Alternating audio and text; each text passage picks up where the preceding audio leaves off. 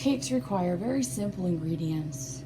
We'll need flour, brown sugar, baking powder, salt, eggs, and milk for the funnel cake itself. We'll need a lot of oil. Canola oil or vegetable oil will be just fine.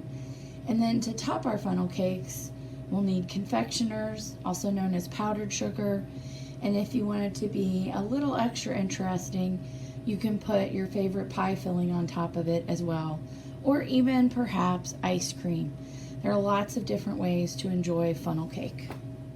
The equipment for our funnel cake requires some mixing bowls, dry and liquid measuring cups, measuring spoons, straight edge spatula, a rubber scraper, a wire whisk, a fork might be handy at some stages, and of course a funnel and a deep fryer.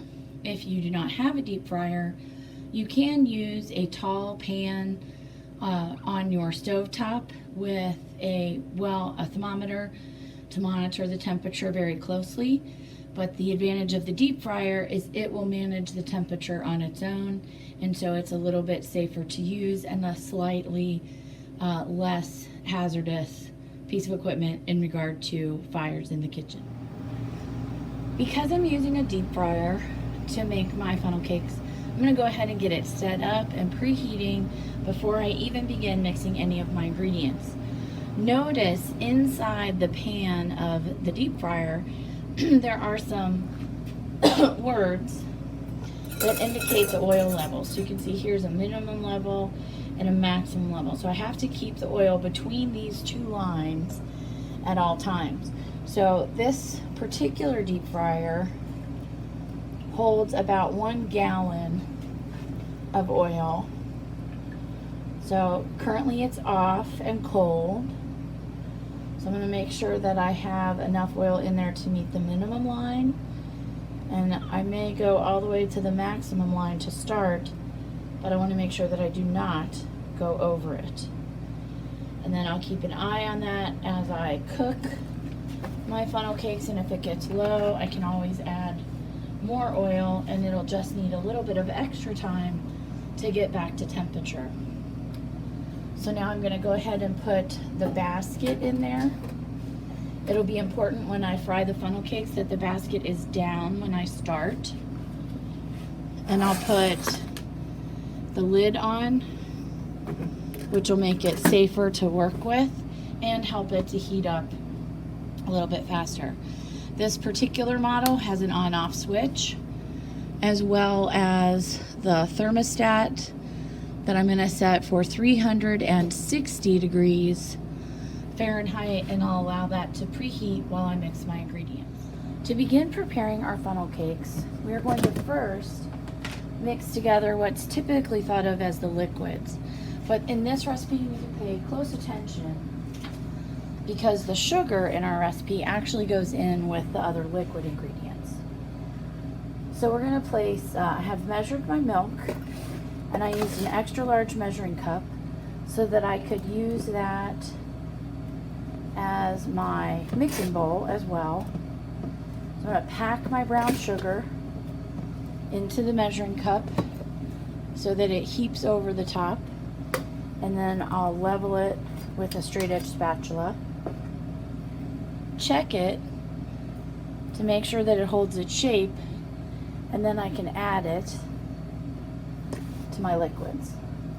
The next thing that I need to add to this container is the eggs, and I always crack those into a custard cup so that I avoid getting any shell into my mixing bowl, or so that if there's any problem with the egg, I only have to throw out the egg and not everything in the mixing bowl. This particular recipe says to beat the eggs before adding. So I've beaten that slightly. Get as much egg in there as I can. And then I'm going to just use that fork. You could probably use a whisk for this task. And I'm going to beat the eggs, milk, and brown sugar all together. And then I'm going to set that aside. For my dry ingredients bowl, I need to measure 1 last cup of flour. Remember, when measuring flour, always stir to add some air back into the container. Spoon it into the measuring cup and level it off to get the perfect amount of flour. Next, I need to add baking powder and salt. Make sure that you level off the baking powder. I'm just going to use the side of the can because it has that nice straight edge just for that purpose. And then my salt also needs measured. I have that in a container that makes it easy to scoop it up so that it's heaped over. Level it off. Put it in my mixing bowl. And then I'm ready to whisk those ingredients together. And once this has been mixed together thoroughly, I'll be ready to combine the liquid and the dry ingredients. So our funnel cakes are a quick bread, and you can tell that because yeast is not an ingredient. And this particular quick bread is leavened with our baking powder, which creates carbon dioxide, and that's what causes our batter to rise. Unlike something like, say, a cream puff, which is a quick bread, but it doesn't have any chemical leaveners. A cream puff is simply leavened with steam. A cream puff comes from a pâte de choux dough, and this is, of course, a little different. So I'm going to put all of my ingredients from my liquid measuring bowl into my recipe, making sure I scrape that clean so everything gets in there.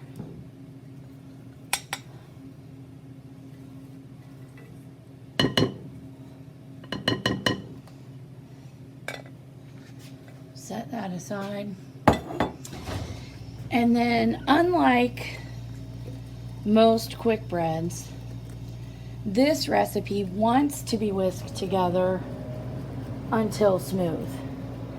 For most quick breads, that would be over mixing, but for these funnel cakes, that's what we need to do. So we're going to whisk this until we don't see any dry or liquid ingredients separated from each other, and until the batter is smooth. So as I mentioned, this particular quick bread recipe is a little different. Most of the time, mixing them together with a wire whisk would be a problem. It would cause it to overbeat. So you should never use a wire whisk unless the batter that you're mixing can drop right out of it. So anything thick should not be a whisk. It should be a different tool, because you shouldn't have to clean a stuck batter out of the whisk itself. It's important to make sure that our deep fryer is actually at 160 degrees before we begin to fry any batter. Otherwise, our funnel cakes may not turn out properly. So the light has gone out right here, which lets me know that my deep fryer is up to temperature. So again, with the basket down, in and down, because I want to cover up the heating elements with the basket, but I don't want to drop it onto the basket. I'll basically end up frying my funnel cake onto the basket itself, and we want to try to avoid that. I have a plate lined with paper towels ready to put my funnel cake on when it comes out. I have metal tongs ready to flip my funnel cake halfway through the cooking process. And I have my funnel. So I'm going to take my funnel and I'm going to put my finger over the hole so that it can't run out. And then I'm going to put about a half cup of batter in at a time. So I'm just going to use a dry measuring cup and use that as the measure for my funnel cake batter into my funnel itself. And then with my finger starting out over my oil, I'll remove the finger, and then I'm going to slowly make a circle and zigzag back and forth. So my goal here is to go over the batter that's been dropped. Just zigzag back and forth until all of my batter has left the funnel.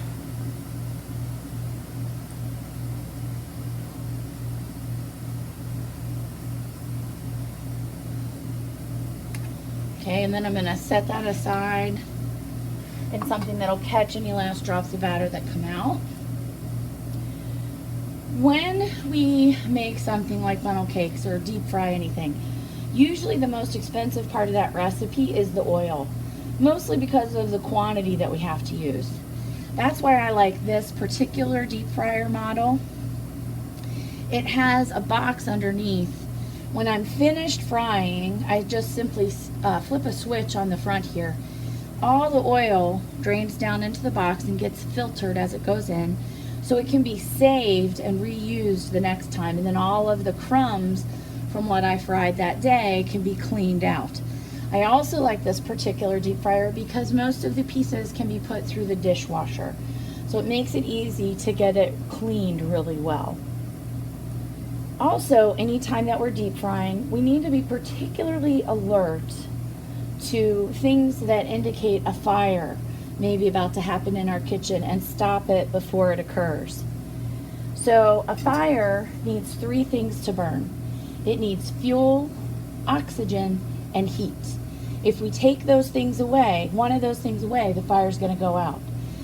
If I notice that vapor is coming from my oil, it's likely not steam if it's just the oil in the deep fryer. The vapor from the food could be steam because the food has water in it, but oil, if there's vapor with just the oil, then we're looking at smoke. Oil has a smoke point and a flash point, and the flash point is where it just instantly catches fire, and that's not far after the smoke point. So anytime you see oil with just oil with vapor, that's smoke, and you need to get the heat turned off, cut off to that oil immediately, because oil, unlike water, does not boil at a temperature that's not going to catch the oil and maybe subsequently your kitchen on fire. So again, if you see something that looks like steam coming off of oil, get rid of the heat. Turn it off, unplug it, cut the circuit, whatever you need to do. Put a lid over the top to help take away that oxygen and get that fire prevented. But those things will also work if it actually bursts into flames. If you do see flames, you have to remember that you cannot put an oil fire out with water. Okay, the water will just cause that hot oil to burst all over your kitchen, and if it's on fire, then it's sending those oil filled flames all over your kitchen and possibly onto you. So keep a fire extinguisher nearby. A lid can help smother it, but you cannot use oil, and cut off that heat source as however you can. So you can see my funnel cake has gotten a nice brown on the second side. So I'm going to use those tongs, take it off, put it on my plate, to a paper towel on plate to get that extra grease off. And now we're ready to add powdered sugar to our funnel. So it's best to add the powdered sugar soon after the funnel cake comes out of the oil. I like to use a fine mesh sieve and just sprinkle the funnel cake until it's completely dusted with powdered sugar. And then at this point, if you wanted to add pie filling that was warmed up, or ice cream or whipped cream, and just make a slightly more decadent funnel cake, you could do that at this point. One more time, just to review, with the basket down in the oil and the oil hot at 360, you might need a little bit of time to recover between funnel cakes. I'm going to remove my finger from the funnel and then zigzag back and forth across the parts that have already dropped into the oil, joining them together with the uncooked batter. And you'll notice my funnel cake kind of takes the shape of my basket. Just zigzag back and forth, different directions. connecting that batter as it continues to fry. Once we get it all in, we'll flip it over till basically all of the batter has left my funnel.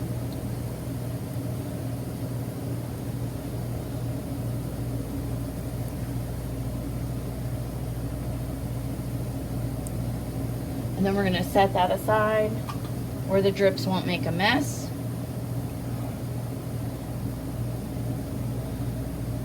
Watching for it to turn brown.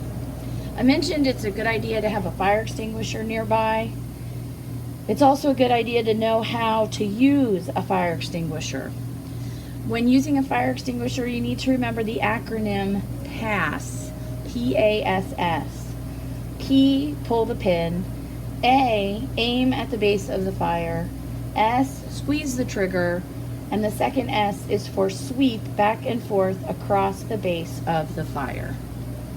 So remember to pass if you ever need to use a fire extinguisher. So I've got most of this cooked on its first side. I'm going to gently flip it over to cook the second side. The second side usually does not take as long as the first.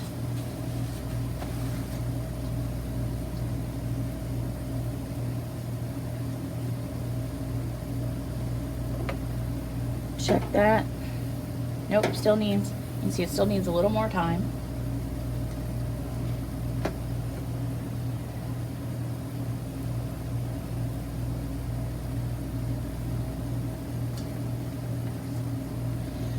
So funnel cake might be one of the most fun quick breads to make if you have the equipment. And if you already have the equipment, other than the oil, it's certainly inexpensive, especially compared to the price you pay at some places that are known for their funnel cakes. So here I've got some nice brown color. We're gonna go ahead and take that off. You could also use the basket to pull it up and flip the funnel cake, or in this case I'm going to get most of the extra little pieces. If they won't come out with the basket, then I can also use a slotted spoon to get those extra pieces out, because I really don't want them continuing to fry as I make the rest of my funnel cakes. They'll get a little overdone. So now I'm ready to add the powdered sugar.